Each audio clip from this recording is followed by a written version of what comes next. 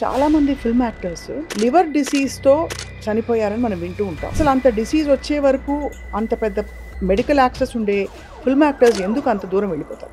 లివర్కి దేని వల్ల ప్రాబ్లం వచ్చింది అందరూ ఏమనుకుంటారు, ఓన్లీ ఆల్కహాల్ వల్లే లివర్కి ప్రాబ్లం వస్తుంది, ఆల్కహాల్ తీసుకోకపోతే లివర్ ప్రాబ్లం రాకపోవచ్చు అని.